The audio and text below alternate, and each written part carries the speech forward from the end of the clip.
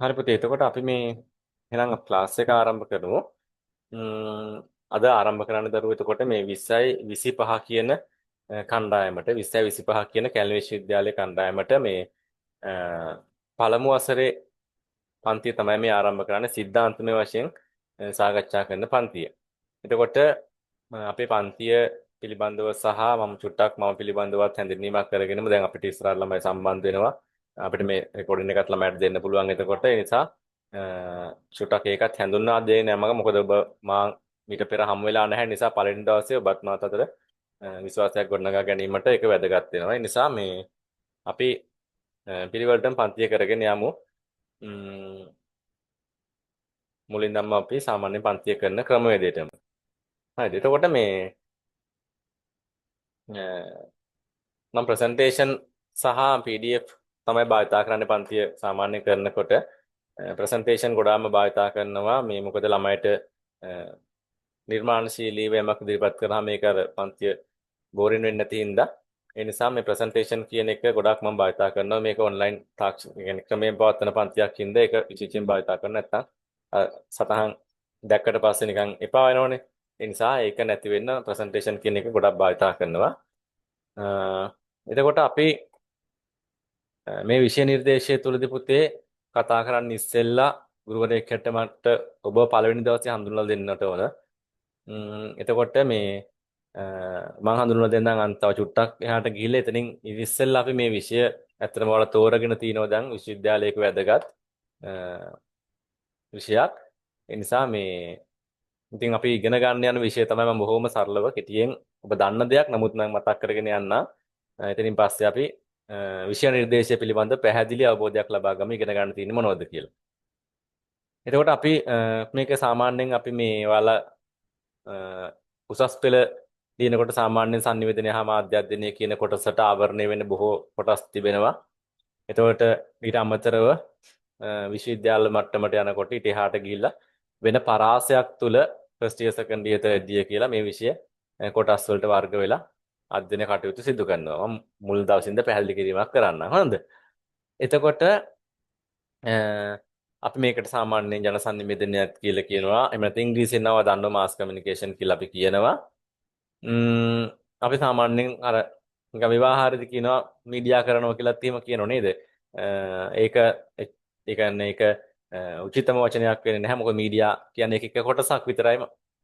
අපි සංනිවේදනය පිළිබඳව මාධ්‍ය පිළිබඳව ඒව ඉතිහාසය ගොඩක් පුළුල් පරාසයක් කතා කරන නිසා අපි අර කෙටියෙන් කියනවා මීඩියා කරනවා කියලා. නමුත් සංනිවේදනයයි මාධ්‍ය පිළිබඳ කොටස් දෙකම හැදෑරෙන විෂයක් තමයි මේක.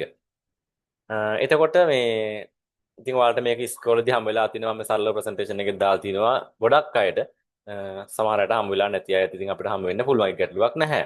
ඒක ඒ කරුණු මුල් අර බේසික් නොලෙජ් එක ඉතින් ඔයාලට තියෙනවා එතකොට හම් වෙලා තිබෙනවා. එතනින් පස්සේ ඉතින් මේක වැදගත්කම ඔබ දන්නවා. ඒක දැන්ටමත් විෂය තෝරගෙන තින්නේ ඒකයි. ඔබ වැදගත්කම දන්නවා. උසස් පෙළදී ඔබ අධ්‍යයනය කරනකොට වැදගත්කම දැනගෙන තමයි වැදගත් කියලා තේරුම් අරගෙන තින්නේ. මේක වැදගත් විෂයක්. ඉතින් ඇත්තටම සාමාන්‍ය ජීවිතේට වැදගත් වෙනවා. සමාජීය පුද්ගලයෙක් හැට සහ ජීවත් වෙනකොට sannivedanaya කියන එක නැතුව ජීවත් වෙන්න බෑ. අපි බොහෝ ගැටලු වලට මුහුණ පාලා තියෙන මේ sannivedanaya නැති එක සම්බන්ධයෙන් තමයි. නිසා මේක බොහොම සරලව කිව්ව සාමාන්‍ය ජීවිතේට මේ අපි අල්තරම මේ ෆැමිලි ලයිෆ් එකට පවා එහෙම නැත්නම් එතනින් එහාට සෑම ශේෂ්ත්‍රයකටම දැන් වෘත්තීය ජීවිතය ගත්තොත් සෑම ශේෂ්ත්‍රයකටම මේ විෂය නිර්දේශය ඒ කියන්නේ මේ විෂය කියන එක මේ sannivedanaya කියන එක හරි වැදගත් කොටසක්. හරිද? එතකොට මේ sannivedanaya කියන එක මම ඔබේ ජීවිතේ තියෙන වැදගත්කම් පිළිබඳව ගොඩාක් ගැඹුරින් ඉස්සරහට කතා කරනවා. නමුත් මම මේ සරලව කිව්ව ඔබට මේක හරි වැදගත් වෙනවා ඔබ තෝරා ගැනීම නිවැරදි කියන එක මම සාක්ෂාත් කරන්න එහෙම කිව්වේ. එතරම් එහාට අපි එක තව පොඩ්ඩක් යනවා දරුවෝ. ඒතර මේ විෂයට රැකියා තියනවද ගැටලු ඔබට එන්න පුළුවන්. ඉතින් ඒව ගැන ඔබට බය වෙන්න දෙයක් නැහැ. මේක දැන් තෝරගෙන ඉවරයි. නමුත් මම ඔබට කියනවා රැකියා අවස්ථා නිර්මාණය කරගන්න තිබෙන ඔබට දැන් ප්‍රාථමික අංශයේ ගුරුත් තියෙනවා. මේක මම දාලා උසස් පෙළ සංවිධාන හා මාධ්‍ය අධ්‍යයනය කියන විෂය තියෙනවා. දැන් මේ සැරේ ටීචින් කැසට් කරලා තියෙනවා. ඊට අමතරව ඔබට මාධ්‍ය ශාස්ත්‍රයේ එහෙම නැත්නම් ඔබට තනි යම්කිසි ආකාරයක ඒ සම්බන්ධයෙන් වෘත්තියකට යන්න පුළුවන්. එහෙම නැත්නම් මහජන සම්බන්ධතාවය සම්බන්ධයෙන් වෘත්තිය තියෙනවා. ඇඩ්වර්ටයිසින් සම්බන්ධයෙන් ඒ වගේ පැති ඔබට එහෙමත් නැතුවම් පොදුවේ දැන් සාමාන්‍යයෙන් ලංකාවේ සමහර රැකියා තිබෙනවා උපාධියක් විතරක් ඉල්ලන ඒවා. ඒතර ඒකෙදි මේ වර්ග කිරීමක් කරන්නේ නැතුව ඒ ඕනම රැකියාවකට යනකොට මේකත් ඒවටත් ඉල්ලන්න පුළුවන්. එහෙම නැරෙන්න අර ස්පෙෂල් විශේෂ කරලා ඉල්ලන තැන්වලදීත් ඔබට ඒකට යන්න පුළුවන්. ඒ නිසා එක පැත්තක් ඒක. ඒතර ඒක වෘත්තීය පැත්ත විතරයි. ඊට අමතරව දරුවෝ මේ මාත් යෝජනා කරන්නේ මේ රැකියාවක් ගැන හිතම මේක කරන්න ඉගෙන ගන්නවා කියන එක නේ බාර. කියා ඉගෙන ගත්තේ නැති අය මේ යාළුවෝ ඇති සමහරට මේ එහෙම විෂයක් ඉගෙන ගත්තේ නැතුව නේද? විදේශගත වෙලා එහෙම නැත්නම් ව්‍යාපාරයක් කරලා එහෙම නැත්නම් තමන්ගේ තියෙන කෘෂිකාර්මික ජීවිතයක් ගොඩනගාගෙන යම් කිසි ආකාරයක මේ අපිට වඩා හොඳ තැන්වල ඉන්න අය ඉන්නව නේද? ඒ කියන්නේ සමාජයේ එහෙම ගැටලුවක් නැහැ. ඒ නිසා මේ එතකොට ඔව් එහෙම ඉන්නවද? ඔව් ඒක සාමාන්‍ය ස්වභාවයෙන් මම ඔබට යෝජනා කරන්නේ ඇත්තට මේ පළවෙනි දවසේම හින්දා මම කියන්නේ ඉගෙන ගන්නවා කියන මේ රැකියාවක්ම හිතාගෙන ඉගෙන ගන්න අවශ්‍ය වෙන්නේ නැහැ. මොකද අපි ඉගෙන ගන්න. ඉස්සෙල් ඉගෙන ගන්න. ඉගෙන ගත්තොත් ඒකට රැකියාවල් ඔබ හොයාගෙන එනවා. ඒක ගැටලුවක් වෙන්නේ නැහැ නිසා ඔබ වෘත්තියක් කරන ගම. කෘෂිකර්මාන්තය හෝ වෙන්න පුළුවන් සාමාන්‍ය හැට තමන්ටත් ආදායමක් උපයන ගම. තව මොනවා හරි පොඩි රැකියාවක් කරන ගම. ඔයා ඉගෙන ගන්න. ඉගෙන ගන්නකොට ඔයාගේ ජීවිතේට ඒ රැකියාවල් ඔයාට ගැළපෙන දේ ඉබේම හොයාගෙන ඒවි. ඒක ඉබේම සිද්ධ වෙයි. ඒක කරන්න ඔබට හිතන්න දෙයක් නැහැ. ඔබ ඉගෙන ගන්න. මොකද ඔබ දන්නවා ඇති අපෝ දන්නේ නැති ඇත රැකියාව කරන නිසා රැකියාවක් කරන එකම නෙවෙයි. නමුත් රැකියාව ඔබට හමු වෙනවා සුසු මට්ටමට කවදා හරි දවසක. ඒක ඔබට පසුබසින්න කාරණයක් නෙවෙයි. ඉතින් මේ අනිත් එක තමයි මේ මාධ්‍ය සාක්ෂරතාවය කියන එක දරුවෝ. මේක වැදගත්ම දෙයක්. ඔබ අහලත් ඇති මේ වචනේ උසස් පෙළත් කරලා තියෙන හින්දා මාධ්‍ය සාක්ෂරතාව කියන එක සමාජයේ ගොඩාක් වැදගත් වෙනවා. ඒ කියන්නේ මීඩියා ලිටරසි කියන එක. දැන් අපි මාධ්‍ය පිළිබඳව ඉගෙන ගත්තොත් අපිට කොච්චර එකකින් අපිට ඒ සමාජයට මේ මාධ්‍ය සාක්ෂරතාවයෙන් ඉගෙනගත් තියෙන අපිට තියෙනවා නම් මේ මාධ්‍ය තේරුම් ගන්න. ඒක අපිට කොච්චර වැදගත්ද කියලා. ඒ මාධ්‍ය කියන එක අද සමාජයේ එක පැත්තකින් ඒක තොරතුරු සම්පාදන ක්‍රමවේදයට අමතරව ඒක කර්මාන්තයක් වෙලා යන දරුවෝ. ඒ නිසා ওই ඒ දේවල් පිළිබඳව හැදෑරීම කියන එක ඔබටත් ඒ වගේම ඔබේ සමාජයටත් ඔබ ජීවත් වෙන ඔබගේ පවුලට සමාජයට සහ ඒක රටටත් හරිම වැදගත් අර අකුරු ලියන්න කියන්න පුළුවන් සාක්ෂරතාවය වගේම මාධ්‍ය පිළිබඳව ඉගෙන ගන්න සාක්ෂරතාවයත් ඒ කියන්නේ මාධ්‍ය පිළිබඳ දැනුම ගැඹුරින් අවබෝධ කර ගැනීමේ දැනුම හරි වැදගත් වෙනවා කවදා හරි දවසක ඔබට මේ සමාජය තේරුම් ගන්න සහ අනිත් එක තමයි මාධ්‍ය බලපෑමට හසු වෙන්නේ නැතු වෙන්න. වැදගත්ම තමයි ඒකට මාධ්‍යයේ තිබෙන බලපෑමට ඔබේ ජීවිතය ඒ කියන්නේ අයහපත් බලපෑමට හසු නොවී ඉන්න වැදගත් වෙන දෙයක්. නිසා එකකින් මේකේ වැදගත්කම් ගොඩාක් තියෙනවා අපි ඒක ගැන ඉස්සරහට පාඩම් වලදී හමු වෙනවා. ඒක first year second year third year දිගටම හමු වෙයි ඔබට. අපි නිකන් දැනට ඒක ඇඟේ තියාගෙන ජීවත් වෙනවා. හරි එතකොට මේ දැන් ඔයාලටත් සාමාන්‍යයෙන් ක්ලාස් එකකට ආව ගමන් ඔයාලට තියෙන ප්‍රශ්න ටිකක් නේනෝනේ නේද? මම ඒක දන්නවනේ දැන්. ඕන ළමයෙකුට දැන් ඔබ මාව දැක්කලා නැහැ, හමු වෙලා නැහැ. ඒ නිසා ඒක එනවා. ඉතින් මටත් එහෙම තමයි නේද? ඔයාලා අම්මලා දැන් තාත්තා කෙනෙක් වුණත් අහන්න පුළුවන් නේද? කවුද ඉතින් ඔයා යන්නේ දන්නවද ඒ ගුරුවරයා කවුද කියලා අහලත් නැහැ, දැකලත් නැහැ නේද? එහෙම එහෙම ගැන විස්තර අදත් එවුවා ගෙලටේ. කවුද? සලා ගෙලටියත් එවුවා සඳයිද මොන කැම්පස් එකේද මේ උගන්වන්නේ ඒ ඔක්කොම ඇහුවා. කවුද ඇහුවේ? ගෙදර කට්ටිය. ඒක තමයි. ගෙදර කට්ටිය.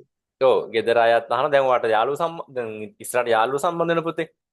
යාළුවෝ කතා වෙනවා එහෙම වෙනවා. එතකොට මම කියන්නේ මේ මගේ පන්තිය හොඳද නරකද කියන මන් දන්නේ මම ගුරුවරයෙක් හැටියට මටත් මට විශ්වාසයක් ගොඩනගා ගන්න අපේ සාක්ෂියක් තියෙනවා කාගවත් එහෙම ඔයාලා දැන් බුද්ධිමත් ළමයි යන්න ඕනේ නැහැ. ඔයා නෙවෙයි ඕන කෙනෙක් එහෙම යන්න අවශ්‍ය නැහැ. ඒතර ගුරුවරයාට සුසුකම් තියෙනවද ඒක බලන්න එපා ඇත්තටම. ඒතර මට මම විශ්වාස කරනවා ඒක මම ගැන ආත්ම විශ්වාසයක් තියෙනවා මට සුසුකමක් තියෙනවා කියලා එකක් නෙවෙයි. කිහිපයක්. ඒතර මම ඔයාලට එක චුට්ටක් කියන්නම්. ඒතර මට සුසුකම් තියෙනවා. මොනවද තියෙන සුසුකම්? සාමාන්‍යයෙන් ගත්තොත් එහෙම එක පැත්තකින් ඉතින් මම සාමාන්‍යයෙන් මේ ඔයාලට හිතෙන්න පුළුවන් කැම්පස් එකේ සමහරට දේශනක් තියෙනවා LMS දානවා ඒ පන්ති යන්නෙත් මොකටද එහෙමත් හිතෙන්න පුළුවන් ඔයාලට න ගැටලු තමයි ඉතින් ඉස්සරහට. ඒ නිසා මේ සුසුකම් තියෙන දේ අනිත් එක පළවෙනි ගැටලුවට එන්න පුළුවන්. එතකොට සුසුකම් තියෙනවා පුතේ. මට එක පැත්තෙන් ගත්තොත් එහෙම මේ ජයවර්ධනපුර විශ්වවිද්‍යාලය පාදක කරගෙන එහෙනම් ජයවර්ධනපුර විශ්වවිද්‍යාලයේ මම අභ්‍යන්තර සිසුවෙක් හැටියට මේ විශේෂ වේදී උපාධියක් තියෙනවා මට. ජන සංනිවේදනය පිළිබඳව ඒ කියන්නේ සාමාන්‍ය උපාධියක් නෙවෙයි විශේෂ උපාධියක් තියෙනවා. මේ තියෙන්නේ ඒකේ සෙකන්ඩ් අපට එක මම බොරු කියන්නේ නැහැ ළමයිට මේ මම සර්ටිෆිකේට් එකම දාලා තියන්නේ. මොකද මම මේක වීඩියෝ එකක් දානවා ගෲප් එකට. සෙකන්ඩ් අපට එකක් තියෙනවා. එතකොට මම සෙකන්ඩ් අපට එකත් මේ ඒකේ තේරුම ඔබ තාම දන්නේ නැතුව සමහරට ඒක ඉස්සරහට ඔබට තේරෙයි සෙකන්ඩ් අපව ක්ලාස් ලියම තියෙනවා. ඉතින් මට සෙකන්ඩ් අපර එකක් තියෙනවා. මේ ප්‍රතිඵල ගත්තත් ඉතින් සාමාන්‍යයෙන් මේ 100 එකක් නම් නැහැ මම අරගෙන මේ ඉතින් ඉතින් උඩ ප්‍රතිඵල ටිකක් හැමදාම මේ විෂයන් ටිකට අරගෙන සෙකන්ඩ් අපර එකක් මට තියෙනවා ජන සංනිවේදනය පිළිබඳව. එතකොට ඒ ජයවර්ධනපුර විශ්වවිද්‍යාලයේ තියෙන විශේෂ වේදී උපාධිය. දෙක තමයි ඊට පස්සේ මට තියෙනවා ඒ විතරක් නෙමේ ඔයාලා දැන් උපාධිය හදාරන විශ්වවිද්‍යාලයේම කැලණි විශ්වවිද්‍යාලයේම ජන සංනිවේදනය පිළිබඳ පුතේ පශ්චාත් උපාධියක් තියෙනවා. ඒත් ඔබ දැන් ওই ක්ලාස් වලට යන්න ගිහිල්ලා බලන්න තව ඒවත් ගිහිල්ලා බලන්න ඔබ ගුරුවරයාට ඉතින් සුසුකම් සමහරට තියනවද නැද්ද කියන එකට එක අතකින් ඔබට සාක්ෂි අවශ්‍ය වෙන්න පුළුවන්. නමුත් මම ඒක හොයන්නේ මේ ඉස්සෙල්ලා වාටේ විශ්වාස දෙනවා. මට මෙන්න මේ උපාධි දෙක මේ විෂය සම්බන්ධ ජන සංනිවේදනය පිළිබඳව තමයි පශ්චාත් උපාධියක් තියෙන එක නැතුව වෙන විෂයක් සම්බන්ධයෙන් කවුන්සලින් නෝ වෙනත් නාක සමාජ විද්‍යාව හරි එහෙනම් මට ඔයාලට අදාළ නැති විෂයක් සම්බන්ධයෙන් නෙවෙයි සම්පූර්ණයෙන්ම ජන සංනිවේදනය පිළිබඳව පශ්චාත් උපාධියක්. ඒ කියන්නේ අර උපාධියට එහා ඒක තියෙන කැලණි විශ්වවිද්‍යාලයේ තමයි මම ඒක අරගෙන තියෙන ඔයාලා වචනක MA එකක්.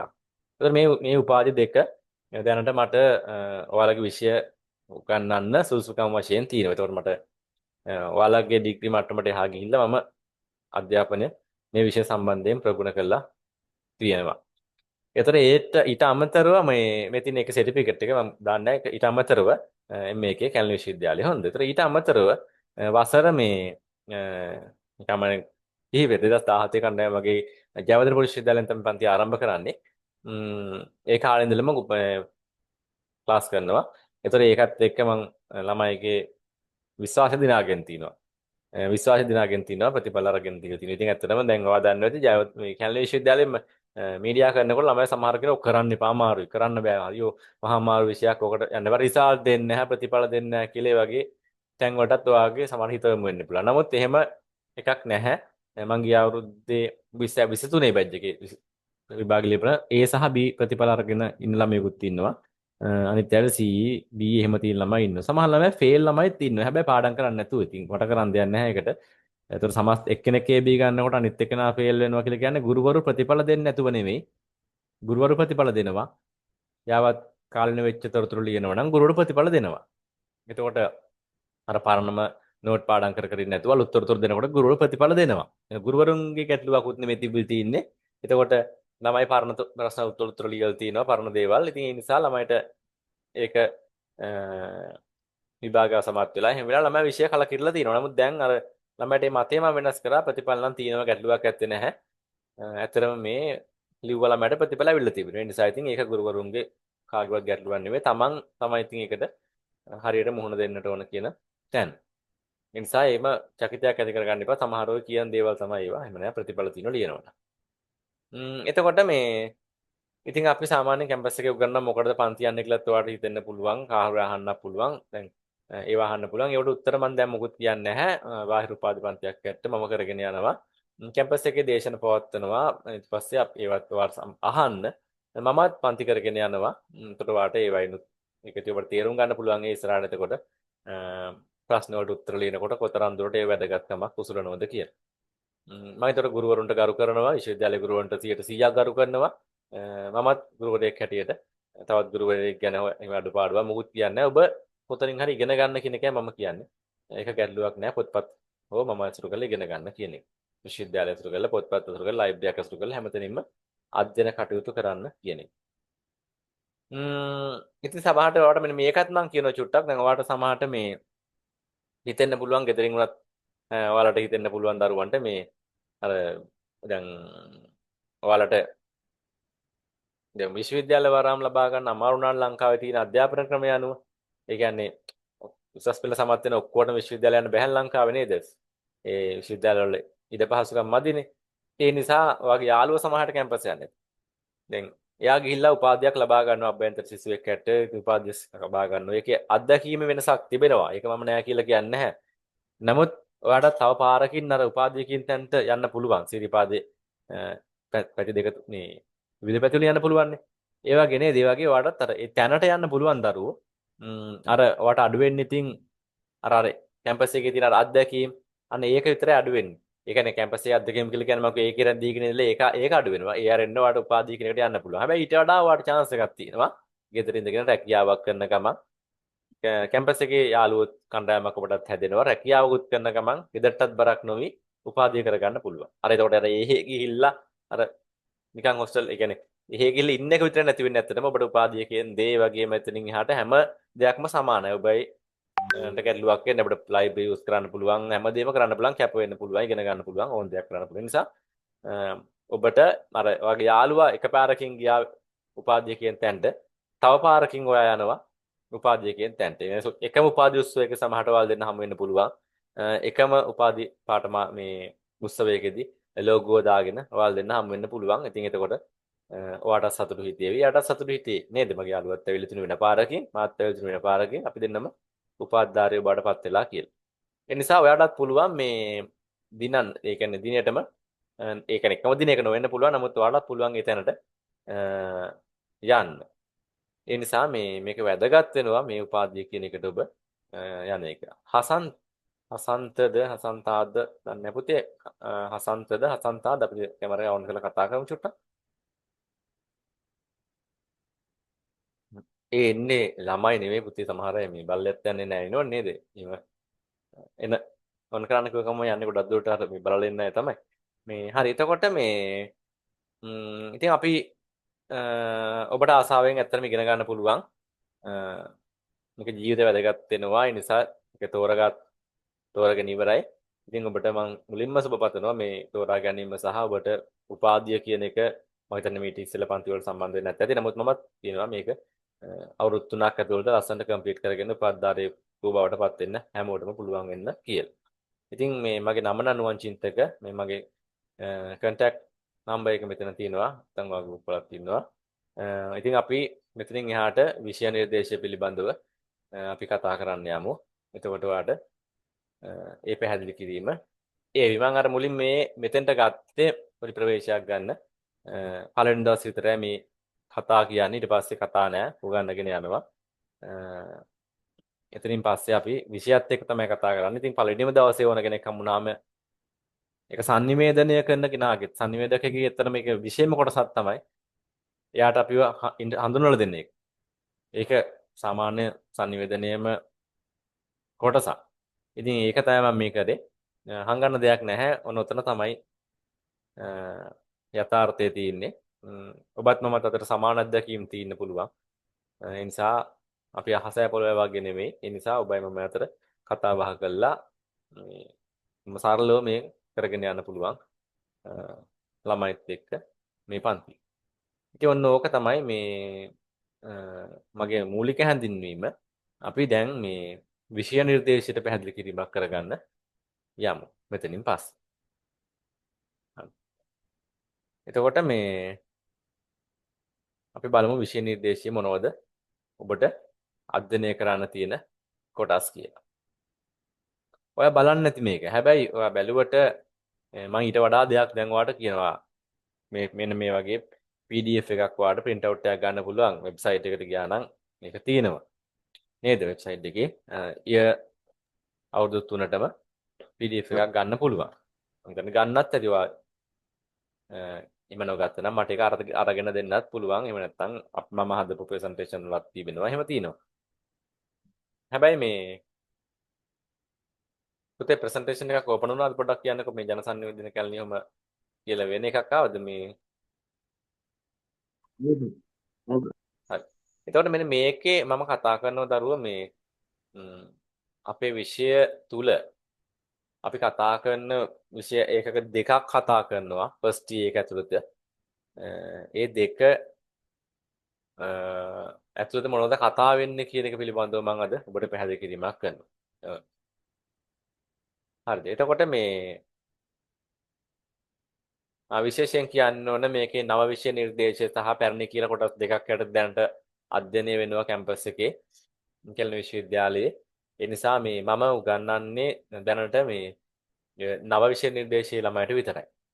ඒ කියන්නේ දැනට මම පන්ති කරන්නේ ඉල්ලීම් ඇවිල්ලා තියෙනවා අනිත් ළමයිටත් සමහර ළමයි ක්ලාස් එකක් කරන්න එහෙම කියලා. නමුත් දැනට මම අර ඔක්කොම පටලවා ගන්න නැතුව පිළිවෙලකට කරගෙන යන්නේ නව විෂය නිර්දේශය කියන්නේ ඔයාලා විෂය නිර්දේශය විතරයි මම කරගෙන යන්නේ. ඒ කියන්නේ මෙන්න මේ අංක වලින් මැක්කෝ MACO මේ මෙන්න මේ අංකය තියෙනවා දැකලා දන්නවා ඇති ඒක 18214 කියන එක. මැක්කෝ 18214 සංනිවේදන මූලධර්ම කියන එක කොටසක්. මැකෝ MACO අපි මැකෝ කියලා කෙටියෙන් කිව්වට MACO කියලා දාගත්තා නම් හරි. ඒක MACO 18214 කියන විෂය කොටස සහ ඒකට අපි කියනවා සංනිවේදන මූලධර්ම කියලා දරුවෝ මේ ඔබ අහලා ඇති. නමුත් මම ඉතින් පැහැදිලි කරනවා මුලින්ම. අනිත් එක තමයි MACO 18224 කියන එක. MACO 18224 කියන එක. ඒක තමයි sannivedanaya හා මාධ්‍ය ඉතිහාසය කියන කොටස. sannivedanaya හා මාධ්‍ය ඉතිහාසය කියන කොටස. ඔන්න කොටස් දෙක තමයි මූලික වශයෙන් අධ්‍යයනය වෙන්නේ. එක MACO 18214 අන්න එක අනිත් එක MACO 18224. ඒතර ඔය අංක දෙකෙන් මොනවා හරි පේපර් එකක්, නෝට් එකක්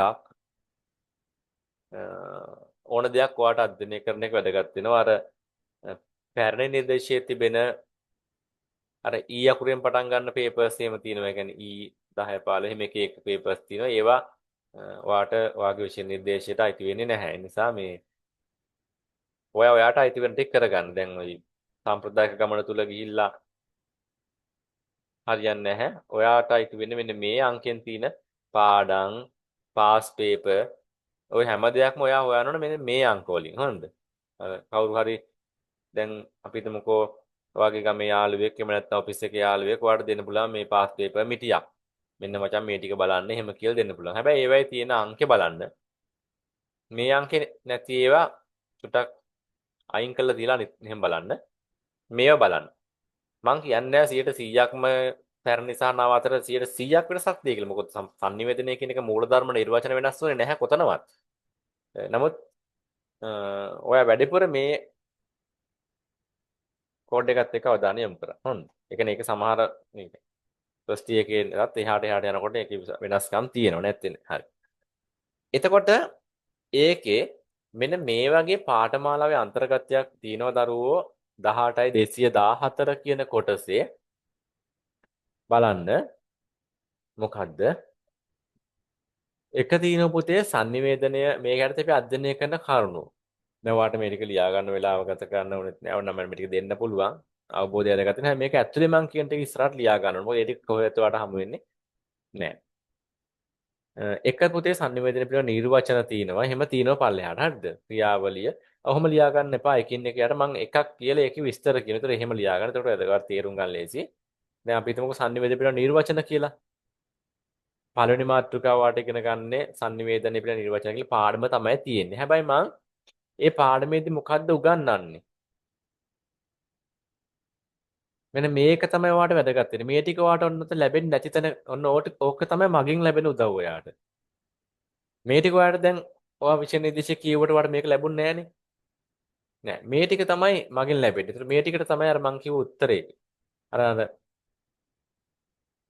පන්ති යන්න ඕනද? එහෙම නැත්නම් කාගෙන් උදව්වක් තියෙනක වැදගත් වෙනවද? ඔන්න ඕකට උත්තරේ මෙතනම තියෙනවා. ඒ කියන්නේ දැන් මෙන්න මේක sannivedana හඳුනා ගැනීම කියලා පළවෙනි මාතෘකාව ලියාගත්තකෝ. සෝරි මේ sannivedana පිළිබඳ නිර්වචන කියන පළවෙනි මාතෘකාව ලියාගත්තා. ඒක යටතේ නමුත් අපි එක සැරෙන්න sannivedana හඳුනා ගැනීම කියන එක උගන්වන්න යන්නේ නැහැ. මේ නිර්වචන මොකක්ද කියලා උගන්වන්න යන්නේ නැහැ. ඉස්සෙල්ලා මෙන්න මේ ටිකත් එක්කයි මේ පාඩම යන්නේ ලස්සනට. මොකද්ද sannivedana යනු කුමක්ද? ඊතල ටිකක් දරනවා ලස්සන ලියා ගන්න. එතකොට ඔයාලට පස්සේ පාඩම් කරනකොට හරි පැහැදිලිව පාඩම් කරගන්න පුළුවන්. sannivedana යනු කුමක්ද කියන එක අපි මේ යටතේ මාතෘකාවට අදාළව අපි ඉගෙන ගන්නවා.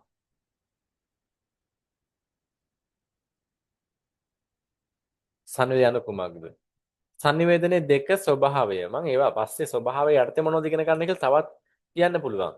ඒක දැන් කියන්න ඕනේ නැහැ. ටිකක් මෙහෙම ඉගෙන ගන්නකො.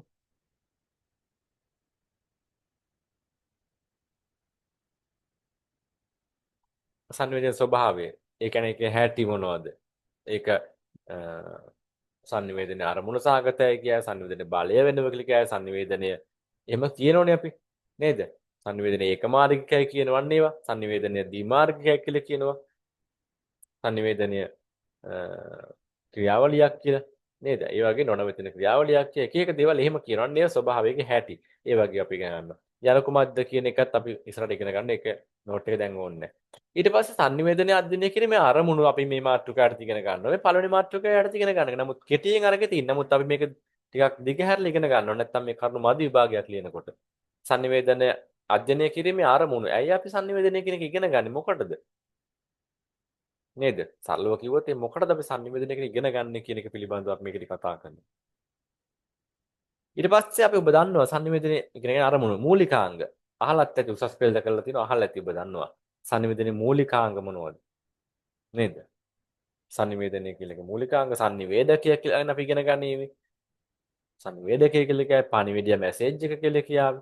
නේද? අපි ආකේතකරණය කියලා කියාවි විකේතකරණය කියලා කියාවි මූලිකාංග. දන්නව නේද ඔබ දන්න? මතක් සංදේශ ඔව් සංදේශ කියනවා ඊට පස්සේ බලපෑම කියනවා ඊට පස්සේ ഘോഷාව කියනවා. ඒ වගේ මූලික ഘോഷා නොයිස් කියනවා. ඒ වගේ මූලිකාංග. ඒ ටික අපි ඉගෙන ගන්නවා එකින් එකම. ඊට පස්සේ sannivedanaya පිළිබඳව විවිධ විද්වතුන් ඉදිරිපත් කළ නිර්වචන. ඇසුරෙන් sannivedanaya හඳුනාගෙන මොන උතන් තමයි පාඩමේ අර මාතෘකාව තියෙන්නේ. නමුත් එතනට එන්නේ ටිකක් රවුමක් ගිහිල්ලා. එතනට එන්නේ රවුමක් ගිහිල්ලා. එතන මෙන්න මේ මුල් කොටස් ටික අපි ඉගෙන ගන්නවා. එක පිටුවක එහෙම නැත්නම් ඔයාලට එක මාතෘකාවක් යටතේ ලියා ගන්න පුළුවන්. sannivedanaya පිළිබඳව තියෙන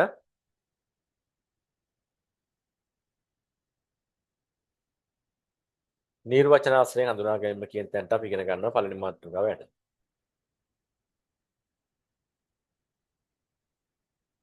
හරි ඊට පස්සේ දෙවෙනි මාතෘකාව තියෙන්නේ sannivedana ක්‍රියාවලිය කියන එක. එතකොට අපි ඒකෙදී අපි sannivedanaya කියන එක ක්‍රියාවලියක් බව SMCR නැත්නම් send message receiver channel එකක් මගෙන් CGN channel receiver කියන්නේ ග්‍රාහකයා කියන එක අපි ඒ වගේ sannivedana ක්‍රියාවලියක් කියන එක අපි පිළිබඳව කෙටි පැහැදිලි කිරීමක් කරගන්නවා දෙවෙනි මාතෘකාව යටතේ. ඒක ලොකු මාතෘකාවක් නෙවෙයි. ඒකට ඒක ක්‍රියාවලියක් බව පැහැදිලි කරගන්නවා අපි ඊළඟ කොටස යන. එතනින් පස්සේ දරුවෝ sannivedana වර්ග පිළිබඳව අපි ඉගෙන ගන්නවා. මේක චුට්ටක් ලියා ගන්න අවශ්‍ය නැහැ මේ පොඩ ලියා ගන්න එපා. sannivedana වර්ග කියන මාතෘකාව ඉගෙන ගන්නවා කියලා ලියා ගන්න මේ පැත්ත එක ලියා ගන්න එපා. ඒක මතක් කමන්නේ නැහැ. ඒක යටතේ නිකන් ඕන ලියා ගන්නත් කමන්නේ හැබැයි මේව ඉගෙන ගන්න නැහැ මෙන්න මේවා sannivedana වර්ග ගොඩක් තියෙන පුතේ අපි ඉගෙන ගන්න නැති ශේෂ්ඨ ඒ කියන්නේ අපි දැන් ඉගෙන ගන්නට වඩා මානව sannivedanaya සත්තු sannivedanaya කරනවා යාන්ත්‍ර sannivedanaya කරනවා ওই ගස්වල ශාකත් sannivedanaya කරනවා කියලා අපි දන්නවා හැබැයි අපි ඔය ඔක්කොම ඉගෙන ගන්න නැහැ ඒකයි මම කිව්වේ ලියා ගන්න ඕනේ නැහැ කියලා ඉගෙන ගන්න එකෙන් මොකක්ද මේ රතු පාටින් දාලා තියෙන්නේ රතු පාටින් highlight කරලා තියෙන අන්න ඒක විතර අපි ඉගෙන ගන්න මානව sannivedanaya වර්ගීකරණය පිළිබඳව අපි ඉගෙන ගන්නේ.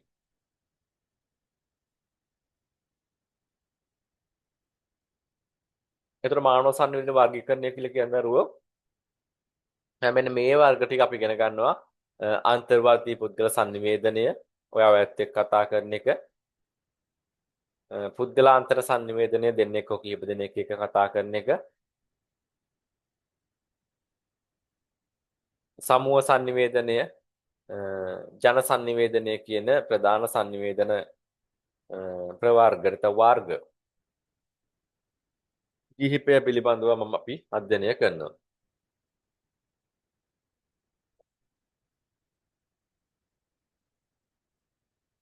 එතනින් දරුවෝ මේ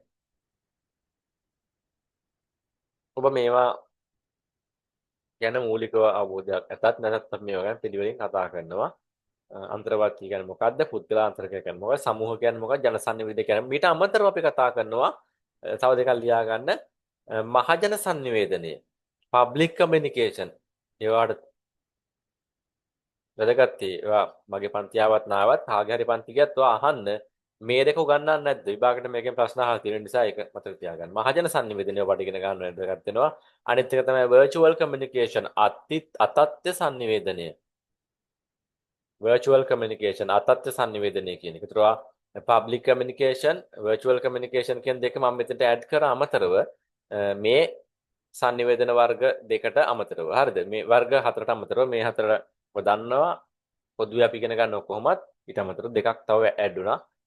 virtual සහ public communication කියන දෙක. ඒතර මගෙන් ඉගෙන ගත්තද තනියෙන් ස්ටඩි කරාද කැම්පස් එකේ පොත් බලලා ඉගෙන ගත්ත කොහෙන් ඉගෙන ගත්තත් ඔය ওই ටික කොතනින් හරි නෝට් හදාගෙන හදා ගන්න ඕන මේ මොකද ඒ ටික විභාගයට වැදගත් වෙනවා. මොකද ඒ ටිකම අධ්‍යයනය කරනවා.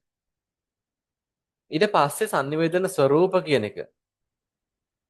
sannivedana ස්වરૂප කියන එක ඔයා ඉගෙන ගන්න ඕන. ඒකජ දරුවෝ sannivedana ස්වરૂප කියන එකේදී මෙන්න මේ sannivedana ස්වરૂපයන් 8ක් විතර අපි අධ්‍යයනය කරනවා වාචික sannivedanය, එවැයි sannivedanය කියන වචනයත් එක්කම වන්න ලියාගත්තා කමක් නැහැ. මේ ස්වરૂප කියන එක ඉස්සරහින් ලියාගත්තත් ඔබට ලේසි.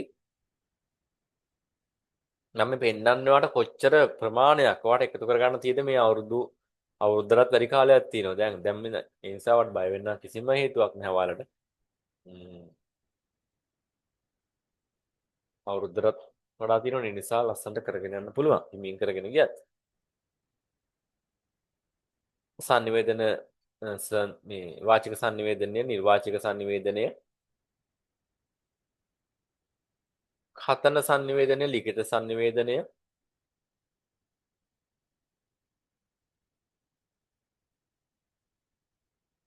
ශ්‍රාව්‍ය sannivedanය, දෘශ්‍ය sannivedanය,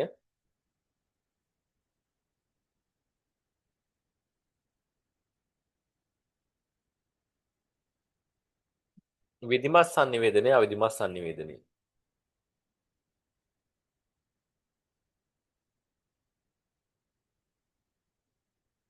ඔන්න sannivedana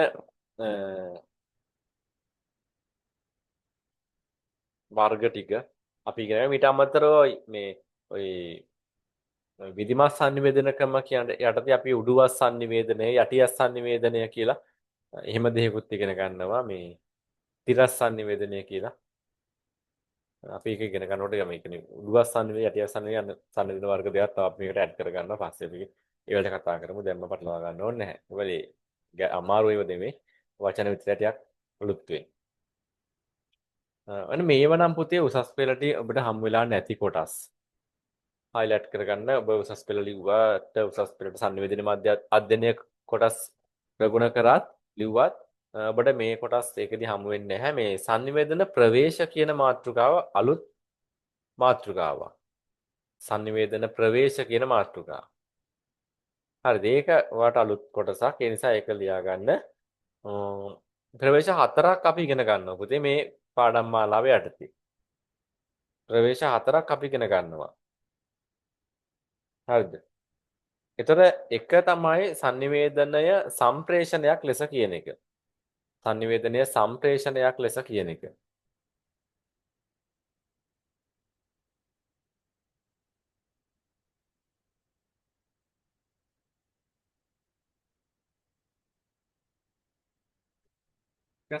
sannivedanaya සම්ප්‍රේෂණයක් කියන එක. ඊට පස්සේ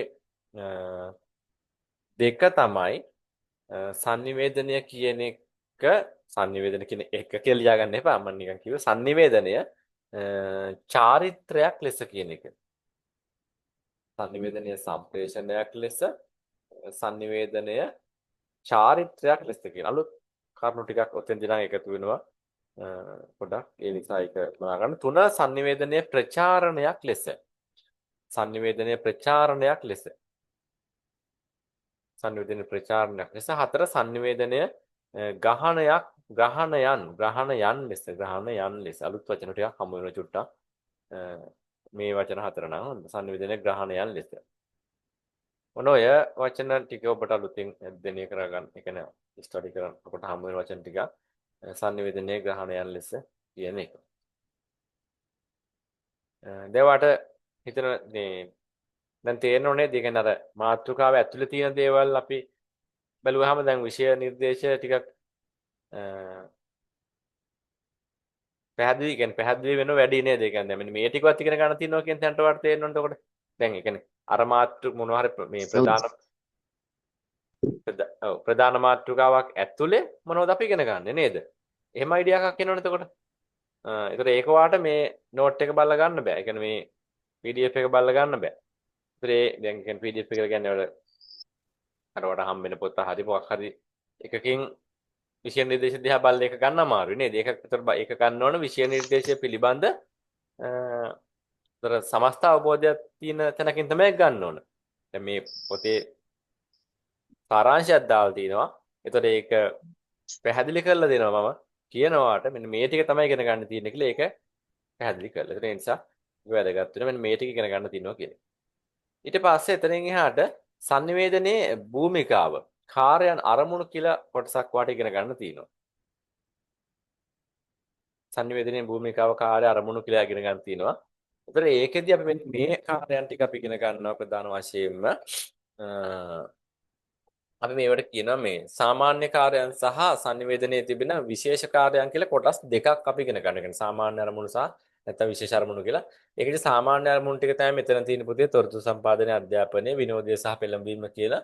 ඔය සාමාන්‍ය sannivedanයේ කාර්යයන් ටික නැත්නම් අරමුණු ටික අපි මෙතෙන්දී මේ ටික අධ්‍යයනය කරනවා. ඒ ටික ඔබ අහලත් ඇති ඔයාලා. එහෙම නැත්නම් අපි A to Z අපි කතා කරනවා.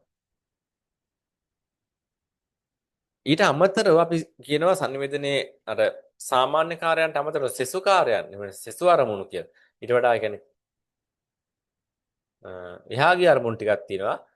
ඒ ටික තමයි වැදගත් වෙන්නේ. ඒවා ඒතර උසස් පෙළදිත් කතා වෙලා නැති ටිකක් අනිවාර්යෙන්ම මොනවද sannivedanයේ තිබෙන සංස්කෘතික කාර්ය, මතවාදී කාර්ය,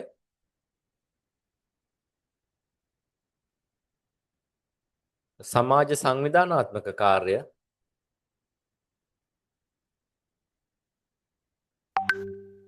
සමාජ සංවිධානාත්මක සමාජ ඒකාබද්ධතා කාර්ය, සමාජ ඒකාබද්ධතා කාර්ය, සමාජ ඒකාබද්ධතා කාර්ය කියන එක. ඒ නිසා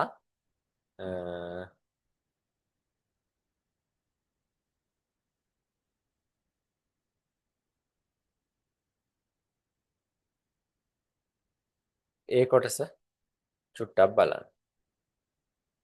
අලුතින් අධ්‍යයනය කරන්න තියෙන කරුණු ටිකක්. එතනින් ඊළඟ මාතෘකාවට අපි යනවා sannivedana සංකල්ප. ඔයාලට මේකත් අලුත් මාතෘකා ටිකක් වෙනවා. ඉගෙන ගන්න තියෙන sannivedana සංකල්ප කියන ඒවා.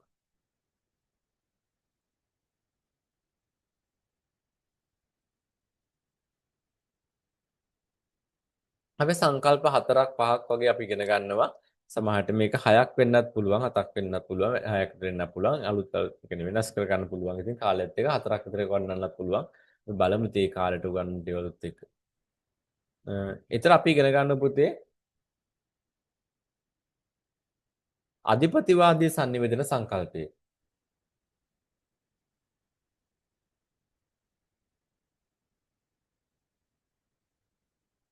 දෙක නිදහස් මතවාදීව නැත්නම් අපි ඒකට තවත් නමක් කියනවා බටහිරවාදී කියලා කියනවා. නිදහස් මතවාදී නැත්නම් බටහිරවාදී sannivedana සංකල්පය.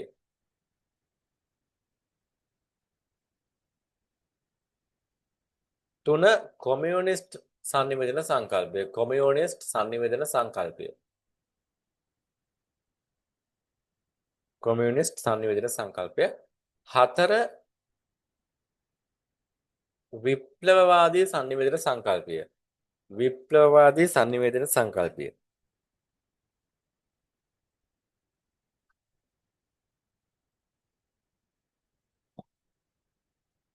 5 සංවර්ධනාත්මක sannivedana සංකල්පය. සංවර්ධනාත්මක sannivedana සංකල්පය.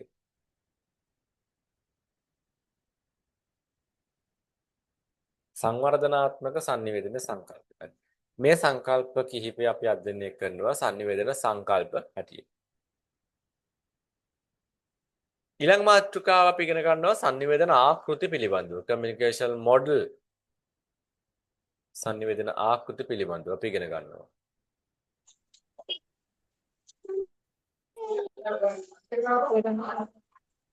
sannivedana ආකෘති පිළිබඳව අපි ඉගෙන ගන්නවා. ඊළඟ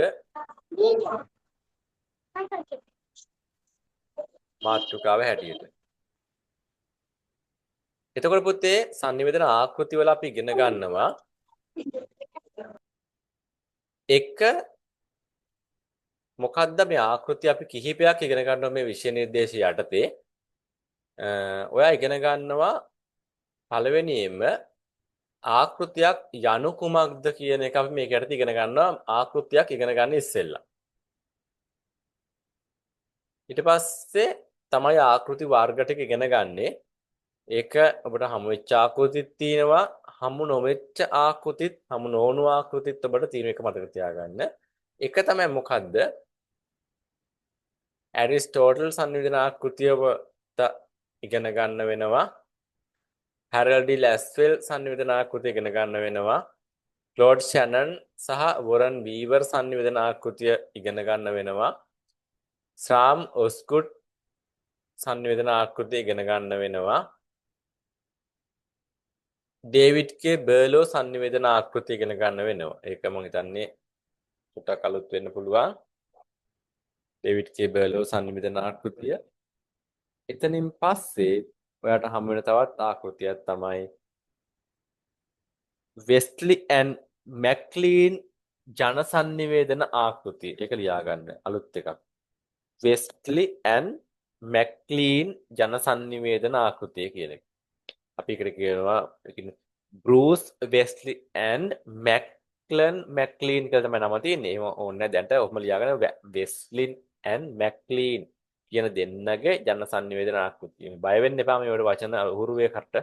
දැන්ට පොඩ්ඩක් මේ නිකන් මේ අදහස අරන් තියාගන්න හොඳ. යාළුවෙක් ඇහුවත් කියන්නේ මේ ටික තමයි මචං ඉගෙන ගන්න තියෙන්නේ. මේ ටික අපි දන්න ටිකක් තියෙනවා. මේ ටික අලුත් ටිකුත් තියෙනවා. මේ වගේ අදහසක් ගන්නයි මම ඔබට කියන්නේ මේ. ඒක හරි වැදගත් වෙන ඔබට මම මේ ඇත්තට මේ දෙන ගයිඩ්ලයින් එක ඔබට වැදගත් වෙනවා තනියෙන් උනත් ඉගෙන ගන්න. දැන් අද මම මේ يعني දෙන එක දැන් ගුරුවරයෙකුටත් ඒක මම බැලුවේ ගුරුවරයෙකුටත් මම මේ විෂය නිර්දේශය ගැන ගුරුවරයෙක් වුණත් ඒ කියන්නේ අලුතෙන් ක්ලාස් එකක් කරන කෙනෙක් කවුරු හරි කෙනෙක් හිතමුකෝ එයා වුණත් විෂය පිළිවෙල කියන්නේ නිර්දේශ තරණ හොයන්න බෑ මොනවද උගන්වන්න තියෙන්නේ කියලා. එහෙම හොයන අවස්ථාවකදී වැදගත් වෙනවා මේ ටික තමයි මම උගන්වන්න තියෙන්නේ මේ ටික දන්නව තමයි නමුත් මේ ටික එකතු කරගන්න එක වැදගත් වෙන්නේ. ඉතින් මම පෙළගස්සලා තියෙන ලස්සනට මෙන්න මේ ටික අපිට ඉගෙන ගන්න තියෙන කරුණු ටික කියලා. හරිද? එතන මෙන්න මේ ආකෘති 6 වගේ අපි ඉගෙන ගන්න තියෙනවා. තවත් අපිට අවශ්‍ය වුණොත් තවත් අපිට ඉගෙන ගන්න මෙතෙන්ට මේක එකතු කරන්න පුතේ හබ් ආකෘතිය කියන එක. HUB හබ් ආකෘතිය කියන එක. ඒක ඔයාලට හමු වුණා උසස් පෙළදී. ගොඩක් අයට උසස් පෙළ කරපු අයට දන්නවා ඒක හබ් ආකෘතිය කියන එක. HUB ආකෘතිය කියන එක. ඒක ඉතින් ජන සංනිවේදනය පිළිබඳ ආකෘතියක් නේද? ඒකත් අපිට ඉගෙන ගන්න තියෙනවා. එතකොට සංනිවේදනය පිළිබඳ ආකෘති කිහිපයකුත් ජන සංනිවේදනය පිළිබඳ ආකෘති කිහිපයකුත් අපිට මේ විෂය ඒකක යටතේ අධ්‍යයනය කරන්න හැකියි. හරි. ඊට පස්සේ තවත් අලුත් කොටස් ටිකක් මේව නම් එන්නේ සංනිවේදන න්‍යායන්. සංනිවේදන න්‍යායන් කියලා පොඩි මූලික අවබෝධයක් ගන්නවා න්‍යායන් කිහිපයක් පිළිබඳව සංනිවේදන න්‍යායන් පිළිබඳව මූලික අවබෝධයක් ගන්නවා. මේව කියන්නත් ඕන සමහර අවුරුදු වල මේ ඔක්කොම කව වෙන්නේත් නැහැ. ඒ නිසා ඒතකොට අපි ඒ වර්ෂය බලලා ඒ කියන්නේ මම කවර් කරන්න නැහැ කියන එක නෙවෙයි. විශ්වවිද්‍යාලයේ සමහරට ඒ අදාළ කොටස් සමහරට උගන්වන්න ඔක්කොම කරන්න නැති වෙන්න පුළුවන් මම මේ දින සමහර ඒවා වෙනස් වෙන්න පුළුවන් මුතේ කාලේ බලලා වෙනස් බලනවා අපි මොකද කරන්න කියලා. එතකොට සංනිවේදන න්‍යායන් ගත්තොත් එහෙම ප්‍රධාන වශයෙන්ම ජීව විද්‍යාත්මක න්‍යායන් සහ සමාජ විද්‍යාත්මක න්‍යායන් කියලා කොටස් දෙකක් තියෙනවා. දැන්ට ඔයාලට තේරුම් ගන්න බැරි නම් ඔය ලියන්න ඕනෙත් නෑ. න්‍යායන් කියන යටතේ සාමාන්‍යයෙන් මැජික් බුලට් න්‍යාය, රෝපණ න්‍යාය, භාවිතා සංතෘප්ත න්‍යාය, ওই න්‍යාය පත්‍ර හැකසීම න්‍යාය ඔන්න ඔය වගේ න්‍යාය වලට ඉගෙන ගන්නවා. මේවා ගැන මෙලෝ හසරක් ඔබ දැන් අහලවත් නැතිව ඇති, දන්නෙත් නැතිව ඇති. එහෙම හිතන්නත් එපා හොඳ. මේ ඇති දෙයක් කියන්නේ එහෙම බය වෙන්න දේවල් නෑ. හරි සරල දේවල් ඇතුලේ තියෙන්නේ ලස්සනට පැහැදිලි කරගත්තාම ආසාවෙන් ඉගෙන ගන්න පුළුවන් දේවල්. වචන නිකන් අමුතු හින්දා බය වෙන්න එපා. නිකන් අර ක්‍රමා දාලා වගේ ලියා ගන්න මේ වගේ දේවල් ඉගෙන ගන්න තියෙනවා නිකන් මැජික් බුලට් කියලා එකක් අමුතු එකක්. රෝපණ න්‍යාය, භාවිත හා සංතෘප්ත න්‍යාය, ඇජෙන්ඩා සෙටින් න්‍යාය පත්‍ර සැකසීමේ න්‍යාය වගේ න්‍යායවල කිහිපයක් අපි මේ විෂය යටතේ අධ්‍යයනය කරනවා කියන එක මතක තියාගන්න.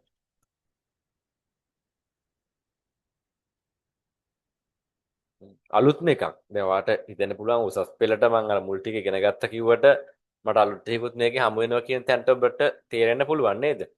ඇත්ත බේසික් මුල් ටික අපි තේරුම් ගන්නවා ඊට පස්සේ ඒව පදනම් කරා මෙහාට මෙහාට එනකොට ඉතින් ඒකනේ උපාධියක් සම්පූර්ණ කරන්න යන්නේ.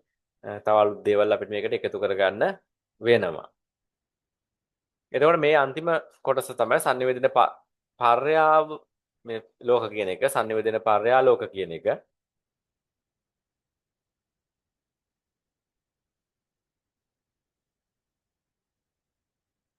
එතකොට මේ sannivedana පර්යාලෝක කියන එක යටතේ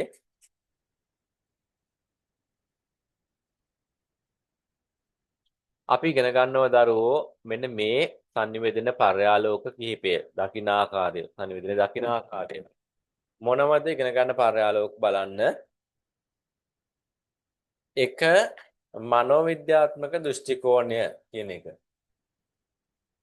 මනෝවිද්‍යාත්මක දෘෂ්ටි කෝණය කියන එක මේක නම් ටිකක් අපි නිවිහැනහිල්ලී ඉගෙන ගන්න මාතෘකාවක් ටිකක් අන්තිමට තියෙන කල් තියෙනවා එහෙනම් බලමු මනෝවිද්‍යාත්මක දෘෂ්ටි කෝණය කියන එක sannivedana පිළිබඳ අනිත් එක තමයි සමාජ සංස්කෘතික දෘෂ්ටි කෝණය අලුත් මාතෘකා අතර හුරු නෑ හිතට බර වැඩි හිතන්න එපා ලියාගන්න බය වෙන්න එපා ෆස්ට් එකේදීම අනේ මේව කරගන්නේ කොහොමද කියලා එහෙම හිතලා අධෛර්යමත් වෙන්නත් එපා හැබැයි අභියෝග කරන්න ඕන දේ කියනවා මුලින්ම නිකන් සුරංගනා කතා කියලා දන්නේ නැහැ නිසා මේවත් ඕනේ නැහැ හැබැයි වට විභාගෙදී ප්‍රශ්න 8ක් අහනවා පහයි ලියන්නත් ඕන ඔබට යම තේරුම් ගන්න පුළුවන් මොකද්ද මම කියන්නේ කියලා. ඒතර සමාජ සංස්කෘතික දෘෂ්ටි කෝණය කියලා එකක් තියෙනවා. අනිත් එක තමයි විවේචනාත්මක දෘෂ්ටි කෝණය කියලා කොටසකට ඔබට ස්ටඩි ගන්න. විවේචනාත්මක දෘෂ්ටි කෝණය. විවේචනාත්මක.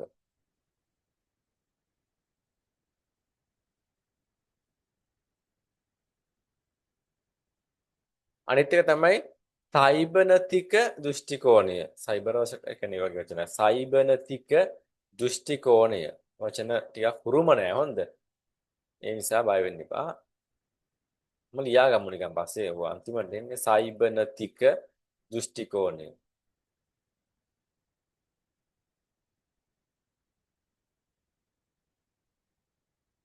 අනිත් එක තමයි සංසිද්ධි විද්‍යාත්මක දෘෂ්ටි කෝණය.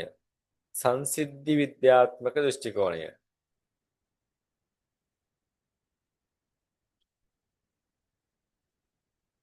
සංසිද්ධි විද්‍යාත්මක දෘෂ්ටි කෝණය.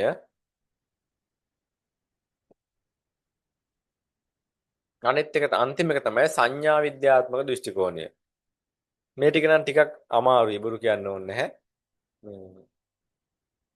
වෙනස් කරුණු ටිකක් තියෙන්නේ.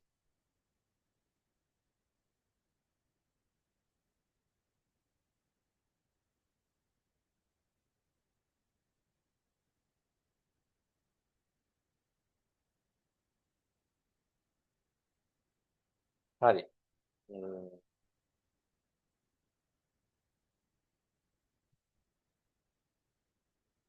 මේ ටික තියෙනවා ඉගෙන ගන්න. ඔයාට මේ 18යි 214 කියන අර ප්‍රධාන මාතෘකා 10 ඇතුලේ 9 හෝ 10 ඇතුලේ දවගා එකක් තියෙනවා කියලා කිව්වනේ. එහෙම තව පොඩ බැලුවා කියලා කිව්වනේ. ඒතර ඒකේ යටතේ ඉගෙන ගන්න ඕන මොන වගේ දේවල් කියන්නේ මාතෘකා අනුමාතෘකා ටිකක් තියෙනවද කියන එක පුංචි අවබෝධයක් ආවද? ආව නේද? හරි. ඒතර ඒක වැදගත් හොඳ ඒක. ඒක වැදගත් අද නෙමෙයි ඒක මේ ෆස්ට් එක පුරාම වැදගත් වෙනවා මේ මම කියපු කතන්දරේ. ඒ කියන්නේ අදට නෙමෙයි මේ කොතනින් කොහෙන් ඉගෙන ගත්තත් යාළුවොත් එක්ක සෙට් වෙලා නෝට් ෂෙයා කරගත් හොයාගෙන එහෙම කියන්නේ මොනවා හරි යාළුවගෙන් ඉල්ලගත්තා හරි කොතන හරි සෙට් වෙලා එකතැන පාඩම් කරත් මචං මෙන්න මේ කෑල්ල මට නෑ මෙන්න මේ කෑල්ලත් ඕන බං මේ කෑල්ලත් සෙට් කරගන්න. එහෙම කියන තැනට ඔයාට එන්න දැන් වාකා ගයිඩ්ලයින් එකක් තියෙනවා. සමහරට මේක උට නැති වෙන්න පුළුවන්. අනිත් යාළුවෝ නැති වෙන්න පුළුවන්. කවුරුත් සමහරට මේක නොදෙන්නත් පුළුවන්. පාඩයෙන් පාඩම හිමි උගන්නගෙන යන එක තමයි සාමාන්‍ය සම්ප්‍රදාය. නමුත් ඒ කියන්නේ මෙහෙම සාමාන්‍ය ඉතින් සම්ප්‍රදාය මුල ටික හිමින් හිමින් පාඩයෙන් පාඩම කරගෙන යන එකනේ තමයි සාමාන්‍ය. නමුත් මම ඔබට මුල සහ අග මුළු සමස්තය පෙන්නුවා. මෙන්න මේ ටික තමයි කරගන්න තියෙන්නේ. ඒතර ඔයාට එකතු කරනවා නම් ඔන්න එකතු කරගන්න පුළුවන්. මේ මාතෘකා යටතේ ඕන තරම් කරුණු. හොයනවා හොයන්න පුළුවන්. ඕන දෙයක් කරගන්න පුළුවන්. ඒ නිදහස ඒ අර අපේ වචනයක වපසරිය නේද? ඒ වටපිටාව මම ඔයාලට ওই විෂය කොටස් ටික මෙන්න මේ ටික කරගන්න ඕන ෆස්ට් එකේ මේ ටික කරගන්න ඕන කියන තැනට මම ඔය පැහැදිලි කිරීමක් කරේ. හරි. ඒ එක විෂය එකකයක්. එතනින් පස්සේ පුතේ මම යනවා අනිත් එකටත් අද පැහැදිලි කිරීම කරන්න. මොකද දැන් අද පාඩමක් උගන්වන්නට වඩා මම හිතනවා මේ සමස්තය පැහැදිලි කරලා දෙන එක ඔබට වැදගත් වෙනවා. පාඩමක් අපි විතර ඉන්නේ. ඒ නිසා එතනින් එහාට විෂය නිර්දේශය පිළිබඳව සම්පූර්ණ අවබෝධයක් ගත්තොත් ඒක වැදගත් වෙයි ෆස්ට් ඉයර් පුරාවටම.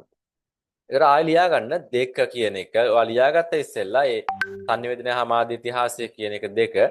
ඒකේ කෝඩ් එක 18224 කියන එක ලියා ගන්න.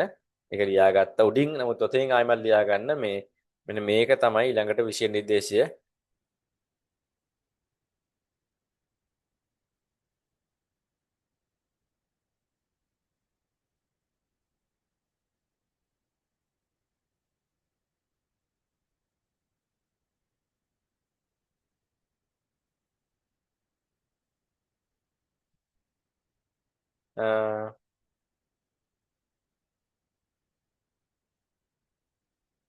මෙන්න මේක ලියවෝ. sannivedanaya හා මාධ්‍ය ඉතිහාසය කියන එක යටතේ පාඨමාලාවේ අන්තර්ගතයට අපිට ඒකෙත් අර තරම් මාතෘකා ගොඩාක් නැහැ. මාතෘකා 8ක් විතර ඉගෙන ගන්න තියෙනවා 7ක් විතර. නමුත් මේක ටිකක් වැඩි වෙනව ගන්නකොට ඒ නිසා මේ 7 8 වෙන්නත් පුළුවන්. එහෙම අලුත් කරුණු එකතු වෙන්නත් පුළුවන්. එතකොට මේක තමයි මූලිකම පාඩම් ටික. sannivedanaya මාධ්‍ය මේ ඉතිහාසය කියන එකේ ප්‍රාථමික sannivedana ක්‍රම කියන එකේ එහෙම තිනවා. එතකොට මේ මම වාට ඒකේ අර ඉස්සෙල්ලා වගේ පාඩයෙන් පාඩම කියලා දෙන්නම්. එතකොට හොඳට පැහැදිලි කිරීමක් කරගන්න පුළුවන්. මොනවද මේ පාඩම් ඇතුලේ ඉගෙන ගන්න තියෙන කාරණෝ කියන එක.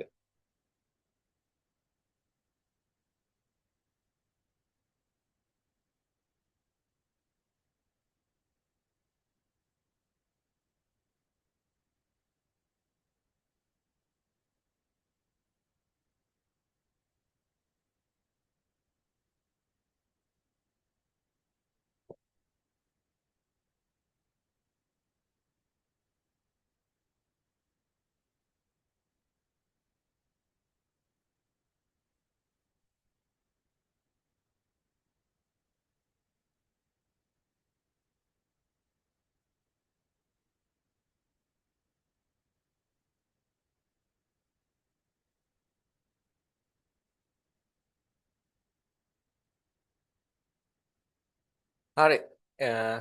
ඔය ටික ලියා ගන්නකො නිකන් මම කියන්නේ.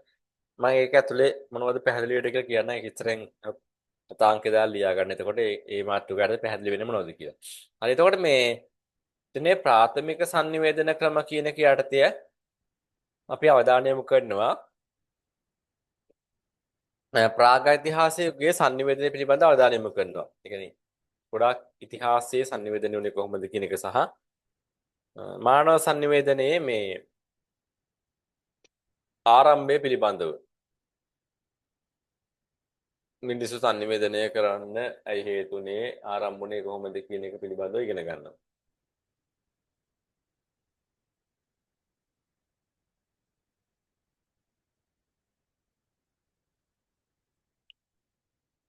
හරි ඊට පස්සේ අපි තව ඉගෙන ගන්නවා දෙක සාම්ප්‍රදායික sannivedana ක්‍රමය යටතේ සාම්ප්‍රදායික sannivedana හඳුනා ගැනීම කියන එක අපි කරනවා කොහොමද? සාම්ප්‍රදායික sannivedana කියලා කියන්නේ මොකක්ද කියන එක අපි අධ්‍යයනය කරනවා. ඒකේ මොන වගේ ලක්ෂණද තියෙන්නේ? සාම්ප්‍රදායික sannivedana ලක්ෂණ මොනවද?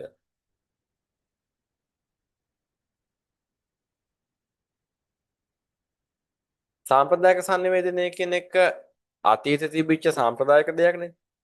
හැබැයි ඒක නූතනයේත් භාවිතා වෙන උදාහරණ මොනවද? වෙලෙන් දැන්වීම වල සාම්ප්‍රදායික sannivedana ක්‍රම භාවිතා වෙනවා. ගීතවල සාම්ප්‍රදායික sannivedana ඒ කියන්නේ යෙදුම් සාම්ප්‍රදායික වචන ඒ අදහස් එකතු කරලා ගීත නිර්මාණය කරලා තිනවා. වෙලෙන් දැන්වීම වලට ගොඩාක් සාම්ප්‍රදායික කොහොඹ සබන් වගේ දේවල් ඇඩ් තිනවා. ඒව ගානකොට කොහොඹ ගාලන්ගේ නානවා. ඒ වගේ එක එක සංකල්ප අලුත් කරලා තිනවා සාම්ප්‍රදායික නූතන භාවිතය. ඔබ ඒක තේරුම් ගන්නවා සාම්ප්‍රදායික sannivedanයේ ඒක වෙනස් වෙලා නූතන භාවිතය මොන වගේ ආකාරයෙන්ද සිදුවන්නේ කියන තැනට කතා කරනවා. වෙලෙන් දැන්වීම වල එහෙම පින් ඇඩ් වල මේ වීඩියෝස් අපි පෙන්නනවා ඒවත් එක්ක වට තේරුම් ගන්න පුළුවන්. කොහොමද සම්ප්‍රදාය කියන එක වර්තමානයේ දක්වා ඇවිල්ලා තියෙන එක කියන්නේ සාම්ප්‍රදාය විද්‍යයටම නැතුව අලුත් කළා අරන් ඇවිල්ලා තියෙන්නේ කොහොමද? එතකොට ඊළඟට අපිට හම්බ වෙනවා මේ සාම්ප්‍රදායික sannivedanය ඔය sannivedana ක්‍රම පිළිබඳව මානව පිළිම කතා කරාම මේ අපිට මුලින්ම හම්බෙන ඒ කියන්නේ ප්‍රධාන ජනමාධ්‍ය වර්ග දෙකක් තියෙනවනේ පුතේ විද්‍යුත් හා මුද්‍රිත මාධ්‍ය කියලා නේද? එතකොට ප්‍රින්ට් මීඩියා එහෙම නැත්නම් මුද්‍රිත මාධ්‍ය ඉතිහාසය කියන එක යටතේ අපි කතා කරනවා. තියෙන සියලු මුද්‍රිත මාධ්‍ය පිළිබඳව අපි අවධානය යොමු කරන්නේ නැහැ. මුද්‍රිත මාධ්‍ය ගුවාම පුතේ මේ පොත් සංගරා නේද? ඒවත් මුද්‍රිතයන්නේ.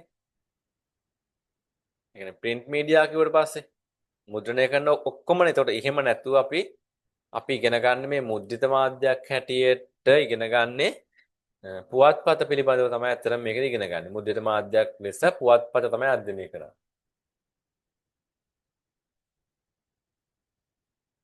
ඒතර පුවත්පතත් අපි ඉගෙන ගන්නකොට කොටස් දෙකකට බෙදලා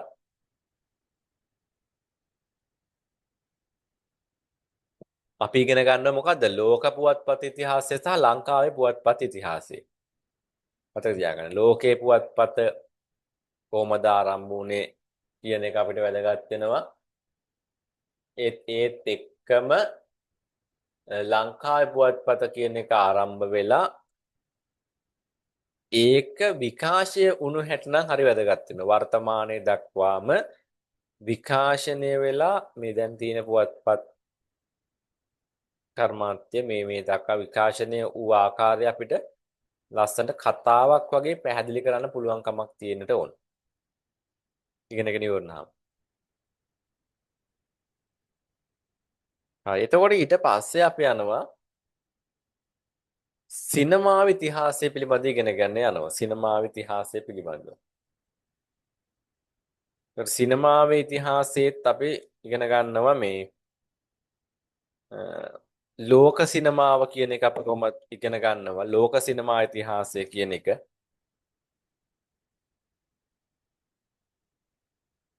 ලෝක සිනමා ඉතිහාසය කියන එකෙන් පසුව අපි ඉගෙන ගන්නවා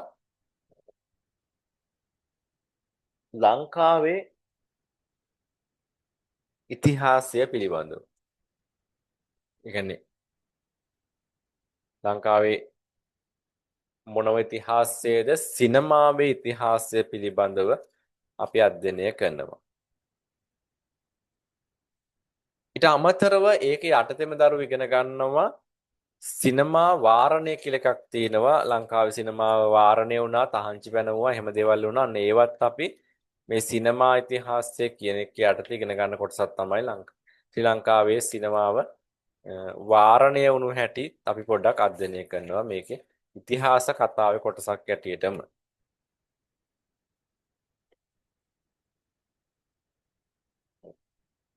ඊට පස්සේ අපි ඉගෙන ගන්නවා ඉතිහාසයක් හැටියට ගුවන් විදුලි මාධ්‍ය ඉතිහාසය ඉගෙන ගන්නවා. ගුවන් විදුලි මාධ්‍ය ඉතිහාසය ඉගෙන ගන්නවා. එතකොට මේ යටතේත් අපි ඉගෙන ගන්නවා ලෝක ඒ කියන්නේ ගුවන් විදුලි ආරම්භ වෙලා ඒක ලංකාවේ ගුවන් විදුලි ආරම්භ වීම පිළිබඳව ඒ ඉතිහාසය ලංකාවේ ගුවන් විදුලියක් ආරම්භ වුණේ කොහොමද කියන එක. කියන්නේ ඒක කොහොමද කියන්නේ ඒකට මුල් වූ හේතු කාරණා මොනවද ලංකාවේ ගුවන් විදුලියක් ආරම්භ වෙන්න? ඒකට මුල් වූ චරිත කවුද? අන්න ඒවා. ඒ කියන්නේ අපි නිකාම්ම අර ඉතිහාසය කියලා වර්ෂ ටිකක් නෙවෙයි මේ කැලණි විශ්වවිද්‍යාලේ ඉගෙන ගන්න. ඇත්තටම ඉතිහාස කතාවකුයි අපි ඉගෙන ගන්නේ. හරි වැදගත් වෙන එක නම් මොකද ඒක ලස්සනට ඒ ඉතිහාස කතා ගොඩනැගිච්චු ආකාරය තමයි ඉගෙන ගන්නේ. කැලණි විශ්වවිද්‍යාලයේ ඉතිහාසය කියන එක යටතේ මේ පේපර් එකට අධ්‍යයනය කරනකොට. ඒතර මොකද්ද කියන්නේ ලෝකේ ගුවන්විදුලි ආරම්භුනේ කොහොමද කියන එක. ඇත්තට ඊට පස්සේ ශ්‍රී ලංකාවේ ගුවන්විදුලියක් ස්ථාපිත වුණේ කොහොමද කියන එකත් වැදගත් වෙනවා. ඒ කියන්නේ බ්‍රිතාන්‍ය යුගය තුලනේ ආරම්භ වෙන්නේ. ඒතර මේ බ්‍රිතාන්‍ය යුගය තුල ඇයි ගුවන්විදුලියක් ආරම්භ කරන්න මොන වගේ හේතුද බලපෑවේ බ්‍රිතාන්‍යයන්ට අපේ රටේ. එතනින් පස්සේ අපි කතා කරනවා පුතේ ගුවන්විදුලියේ මේ වර්ග පිළිබඳව. ඒ කියන්නේ ප්‍රජා ගුවන්විදුලිය ඔයි රජරට සේවය, රුහුණු සේවය වගේ තියෙන ප්‍රාදේශීය ගුවන්විදුලි සේවා, ඔය මහලු උපල්ලම වගේ ඒවා තියෙන ප්‍රජා ගුවන්විදුලි සේවය, මහලු ගුවන් සේවය වගේ. කියන්නේ ගුවන්විදුලි වර්ගීකරණය කියලා දාගන්නකො ගුවන්විදුලි වර්ග පිළිබඳව කතා කරනවා. මේ මාතෘකාව යටතේ අපි ඉතිහාසයේ වර්ග ගොඩනැගුණු ආකාරය කතා කරනවා. හරි. ඊට පස්සේ ටෙලිවිෂන් මාධ්‍ය නැත්නම් රූපවාහිනී මාධ්‍ය කියන එක රූපවාහිනී මාධ්‍ය ගත්තොත් ඒකෙත් එහෙමයි අපි ලෝක ඉතිහාසයේ ගොඩාක් මේ ගැඹුරින් හොයාගෙන යන්නේ නැහැ. තාක්ෂණ හොයාගත්තේ කොහොමද ඒව ගැන? නිකන් කෙටියෙන් ලෝකීය ගුවන්විදුලි රූපවාහිනියක් ආරම්භුනේ කොහොමද කියන එක සහ මුල් වෙච්ච කරුණු සහ ලංකාවේ කියන්නේ ගුවන්විදුලියක් රූපවාහිනියක් ආරම්භ වෙන්න මොනතරම් මොන වගේ මේ කරුණුද හේතුනේ කියන එක. ඒ කියන්නේ ප්‍රතිපත්ති සංවාද මොනවද ඒ වගේ ටිකක් කතා කරනවා ගුවන්විදුලියක් ආරම්භ වීමට හේතු වන කරුණු. සහ මේ වර්තමානයේ තියෙන පෞද්ගලික නාලිකා දක්වාම ආපු විකාශය තමයි.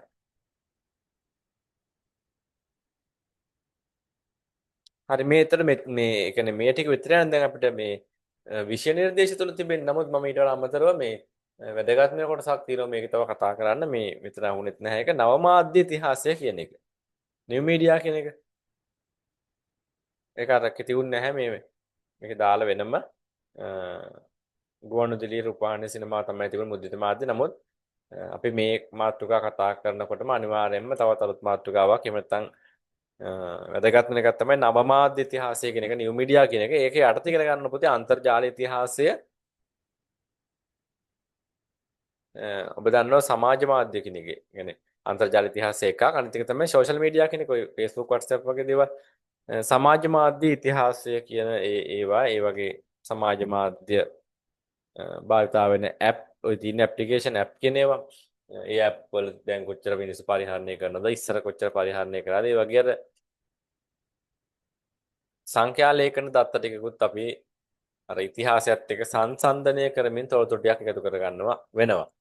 ඒකයි මම කිව්වා පරණ නෝට් එකක් පට්ට ගහලා හරියන්නේ නැහැ කියන එක. පරණ නෝට් එක දැන් පරණ යන එතකොට ඉතින් අලුත් ටිකක් සංඛ්‍යා ලේඛන වලින් ගත්ත කියන්නේ මේ 20යි 25 මේ ගත්ත තොරතුරු 26ම ගත්තේව නැති වෙන්න පුළුවන්. Facebook කී දෙනෙක් භාවිතා කරනවද එහෙම කියලා. නමුත් ආසන්න වශයෙන් ටිකක් අලුත් තොරතුරු ටිකක් ඇඩ් කර ගන්න අපිට ඉන්ටර්නෙට් සර්ච් කරලා හොයාගෙන එහෙම අප්ඩේට් කරලා හදාගත්තාම ඔය එක් සමාජ මාධ්‍ය දුවම නැත්නම් සෝෂල් මීඩියා ඇප්ලිකේෂන් වල තිබෙන ඇප් වල තියෙන ඉතිහාස කතාව හදාගන්න පුළුවන්. ඒතර ඔය වගේ තමයි පුතේ ඉතිහාස කතාව කියන එකේ අපි ලියා ගන්න ගොඩනගා ගන්න වෙන්නේ. ඒතර ඇත්තටම කියන්න ඕන බොරු කියන වැඩක් නෑ. බහුතරයක් ළමයි ඒ කියන්නේ කරගන්න අමාරුනේ කම්මැලිකම හෝ නැත්නම් පාඩම් කරලා නැතුව මේ පේපර් එක තමයි බහුතරයක් ළමයි ගිය අවුරුද්දේ ප්‍රතිඵල අඩු වුනේ. ඒතර පළවෙනි පේපර් එක හැමෝම A ගත්තා, B ගත්තා, C ගත්තා පාස් වුණා. මේකේ B ගත්ත ළමයි මේකට C+ ගත්ත ඒවා ගත්තා. හැබැයි D ගත්ත ළමයි ඉන්නවා. C- ගත්ත ළමයිත් ඉන්නවා නැත්තේ නෑ. ඒ නිසා ওই ඒතර ඒ ළමයි ලියලා නැහැ ඉතින් නේද? ඒ නිසා ඉතිහාසය කියන එක ඉතින් එහෙම තමයි ගොඩනගන්නේ. මටවත් ඔයාටවත් වෙනස් කරන්න නැහැ දෙයක්වත් නෙවෙයි. ඒ නිසා ඉතින් කොහොමත් ඒක අපි කැමති උනත් අකමැති උනත් ඒක පාඩම් කරලා ලියන්න ඕනේ. ඒ නිසා ඔන්න ඔය වගේ මූලික අවබෝධයක් තමයි මම ඔයාට මේ ලබා දුන්නේ මේ විෂය පිළිබඳව. ඇත්තටම මේ විෂය කොටස් දෙක පිළිබඳව ඉගෙන ගන්න තියෙන්නේ මොනවද කියන එකද. ඉගෙන ගන්න තියෙන්නේ මොනවද කියන එක තමයි මේ මූලික අවබෝධය ලබා දුන්නේ. එතනින් පස්සේ තමයි අපි පාඩමකට යනවා නම් යන්න තියෙන්නේ සංනිවේදනය හඳුනා ගැනීම පළවෙනි පේපර් එකේ පාඩම යද්දී අධ්‍යයනය කරන්න තියෙනවා. මම හිතනවා ඔයාලට විෂය නිර්දේශය පිළිබඳව බේසික් එහෙම නැත්නම් සමස්ත දැනුමක් අපේ මේ පැය එකමාරකට නම් මුලින්ම එකමාරට ආසන්න වෙලාවත් තුලදී සාකච්ඡා කිරීම වැදගත් වෙන්නේ නැති කියලා විෂය කොටසක් හැටියට එක කොටසක් නැතුව සමස්තය කතා කරපු එක අද දිනේදී ඉගෙන ගන්න තියෙන්නේ මොනවද කියන එක පිළිබඳව කොටස් දෙකේම. තේරුණා. පැහැදිලි නේද? ඔව්. හරි. එතකොට මේ අපේ අර ආයතන ළමයි ටිකටත් සම්බන්ධ වෙයි ඉස්සරහට මොනවා හරි අද දාන්න නැහැ. අපි එමුණොත් මේක නැවතත් රෙකෝඩින් ක්ලාස් එකක් ළමයිට දීලා ඒ ළමයිටත් මේක පැහැදිලි කරලා දීලා අපි එකටම පන්තිය කරගෙන යන්න පුළුවන් වෙයි කියලා හිතනවා ඒ ළමයි සහ අපි. ඔයාලා එකටම තවත් ඔයාලගේ සමහර ළමයි සම්බන්ධ වෙන්නත් පුළුවන් ඉස්සරහට කන්ටැක්ට් හදාගත්තාම. මොකද පන්ති නැහැ කියලා කියනවා. බොරු කියන්න මම දන්නේ නැතද කියලා පන්තියක් නැහැ කියලා මම මට 20 24 ගොඩාක් ළමයි සම්බන්ධ يعني කිහිප දෙනෙක් සම්බන්ධ වුණා. يعني පන්ති නැහැ කියලා සම්බන්ධ වෙලා ළමයි ඉන්නවා. හෙව්ව පන්තියක් හම්බුනේ නැහැ දැන් තමයි හම්බුනේ කියලා මේ ආයතනවල සමහර ඒවා කරන්නේ නැහැ සමහර ඒවා කරනවා එහෙම එහෙම කියලා ඒගොල්ලෝ පන්ති යන ආයතනවල මම දන්නේ මම දැනට එහෙම හම්බන් දුනා ඒ නිසා ඔයාලත් එහෙම පුළුවන් නම් ළමයි කන්ටැක්ට් කරගන්න හොයාගන්න යාළුවෝ ගෲප් එකක් හදාගන්න ඉතින් පන්තිය ලස්සනට කරලා දෙන්න කිසි ගැටලුවක් නැතුව අවශ්‍ය වෙලාවට කරලා දෙන්න ඒ කියන්නේ ඒකට සමහරට අවුරුද්දක් එහෙම තිබුණා කියලා අවුරුද්දෙම උගන්වන්න දෙයක් නැත්නම් එහෙම උගන්වගෙන යනකොට මැදදි පන්තියේ විෂය කරුණට කිව්වොත් නම් පන්තිය නතර කරනවා එතන ඊට පස්සේ ආයෙමත් බ්‍රේක් එකක් දීලා රිවිෂන් එක කරනවා සාමාන්‍යයෙන් මම කරන්නේ එහෙමයි. ඒතර ඒක සමහරට මාස 10කින් 8කින් 7කින් ඉවර වෙන්නත් පුළුවන් ඉතින්. ඒ කියන්නේ උගන්වන්න යනකොට විෂය කරුණට පැහැදිලි කරන වෙලාවෙ ඉතින් නිකරුණේ නාස්ති කරන්නේ නැහැ. ඉතින් ඇතිනම් ඉතින් ඇති. ආයිමත් අවශ්‍ය නැහැ. සමහර පාඩමක් දවසෙන් උගන්වන්න පුළුවන්. සමහර පාඩම් දවස් දෙක තුනක් උගන්වන්නත් පුළුවන්. ඒක වෙන්න පුළුවන්. ඒ නිසා දවසෙන් උගන්වන්න පුළුවන්. දවසෙන් උගන්වන්න පාඩම් ඉවර කරලා දානවා. දෙකෙන් තුනෙන් දවස් තුනක් ඕන. ඒක තුනම ගන්නවා. එහෙම අරගෙන පුළුවන් තරම් විතර මාස ගාන අඩු කරලා පන්තිය කරගෙන යනවා. ඉතින් ඇත්තටම අර ඉන්න ළමයි ප්‍රමාණයත් එක්ක දැන් ඔයාලට තේරෙනවා මට දැන් ලාභය කියන සංකල්ප මෙතෙන්ට ගැලපෙන්නේම නැහැ. දැන් ඇත්තටම ගත්තොත් එහෙනම් මට එක ළමෙක් දෙන්නෙක් ආවොත් එහෙම ඒකේ ලාභයක් පදනම් කරගෙන යනවා. මම ළමයිත් එක්ක එහෙම කරගෙන යනවා පන්ති. ඉතින් අර ඔයාලට ඇත්තටම පන්තිය පවත්වාගෙන යන හොඳ දෙයක් තමයි ළමයි කීප දෙනෙක් අපිට සම්බන්ධ කරගෙන ගෲප් එකක් හදාගන්න එක ඇත්තට. දැන් එහෙම හදාගත්ත පන්තිය හැදුනා ළමයි එක්කෙනා දෙන්න ඇවිල්ලා එහෙම 10 12 වෙලා පන්තිය කරගෙන ගියා. අර ඒතකොට ඒක අපි දෙගොල්ලොන්ටම යම් කිසි ආකාරයක මේ ස්ථාවරත්වයක් තියෙනවා කරගෙන යන්න පුළුවන් පන්තිය. මේ අර මේකවල කැප කරන කාලයට වටිනාකමක් ලැබෙනවා. බොරු කියන්න ඕනේ නැහැ. ඒකනේ වෙන්න ඕනේ. ඒකත් වෙනෝනේ. දැන් මම එක ළමයෙක් හිටියත් මම පැය දෙකක් කැප කරන්න ඕන. ළමයි 100ක් හිටියත් 50ක් හිටියත් 10ක් හිටියත් මගේ පැය දෙක මම කැප කරන්න ඕන. ඒකට අපිට තේරෙනවා ඉතින් කැප කිරීම කාලයට මට වටිනාකමක් ලැබෙනවා. ඉතින් අපිට ළමයි ටිකක් හදා ගන්න පුළුවන් නම්. බලමු ඉතින් අපිට ඔයාලා ඉස්සරහට සම්බන්ධ වෙයි ගෲප් හදාගනි යාළුවෝ එකතු වෙවි. ඒතර වාට යාළුවෙකුට විශ්වාසවන්ත ඔයාලට කියා ගන්න පුළුවන් නම් යාළුවෙකුට ගැටලුවක් නෑ මචං මේ පන්තියට යමම් මේක කරමු කියන තැනට යල් ළමයිද පිළ ළමයිද කියලා බෙදයක් නෑ ඔක්කොටම අපි මේක කරගන්න පුළුවන් සරුත් එක්ක හිටියොත් කියන තැනට ඔයාලගේ මනස හැදුනොත් එහෙම ළමයට එන්න කියලා. නිසා අපි බලමු ඉස්සරහට ඉතින් ළමයට හදාගන්න පුළුවන්ද කියලා. අපි මෙහෙම පන්තිය කරගෙන යමුද මාට දැන්ට අපිට කරගෙන යන පිටසක් ඉන්නේ මේ නේද? ඔව් එහෙම හොඳයි. ඔව් අපි බලමු කාලය ගමු අපිට කාලය තියෙනවා. ඒකත් එක්ක ළමයි කණ්ඩායමක් හදාගෙන කොහොම හරි අපි වාත්‍යින් try කරන්න අපිට මොකක්ද එක වැඩි ළමයි ඇඩ්වර්ටයිස්මන්ට් දැම්මේ නැහැ කොහොමත් අපිට දාලා හදා ගන්න පුළුවන් මම එළිය දැන් දුන්නේ නැහැ මේ ඉතින් අර යාළු ළමයාගේ අතරින් මම කැමති එහෙම තමයි ළමයාගේ අතරින් එහෙම එක්කිනා දෙන්න අර විශ්වාසවන්තව ගොඩනගෙන පන්තියක් තමයි මාත් ආස කරන්නේ මේ මොකද එතකොට ළමයට ඒකේ අගයක් වෙනසක් තේරෙනව නැතුව අර ඇඩ් එකක් දාලා නිකන් බලන් ඉන්නට වඩා මේ ළමයෙක් කිව්වොත් එහෙම අවුලක් නෑ පන්තිය කරගෙන යන්න පුළුවන් මේ පන්තියේ විශ්වාසවන්තයා වගේ සරුත් එක්ක ඉරියොත් ඇටි කරගන්න පුළුවන් කියන තැනට ළමයි ගොඩනගෙනවා නම් ඒක තමයි පන්තිය. ඒතකොට තමයි ළමයි වැඩ කරන්නේ. නැතුව නිකන් අර කොහේ හරි යන ඇඩ් එකක් දැකලා ඔකට එන්නේ අඩමාණෙ. දැන් ඔයා වුණත් හැමෝම එහෙමනේ ඒක කවුරුනත් එන්නේ එහෙමයි. මොකද අර විශ්වාසයක් ගොඩනගලා පන්තියක් කරගෙන යන්න පුළුවන් අපේ. ඒක ශක්තිමත්ව දිගටම පවත්වා යන්න. ඒ නිසා ඉතින් ඔයත් ගොඩනගන්න උත්සාහ කරන්න. යාළුවෝ ඉන්නෝ නම් මමත් අපි සම්බන්ධත ගොඩනගාගෙන පන්තිය කරගෙන යමු. සර් මේ ගොඩක් ගන්න කියන්න. මගේ අර ඉදා සබ්ජෙක්ට් එක ඉතිරි සබ්ජෙක්ට් දෙකමයි ඉකෝනොමි පොලිටිකල්.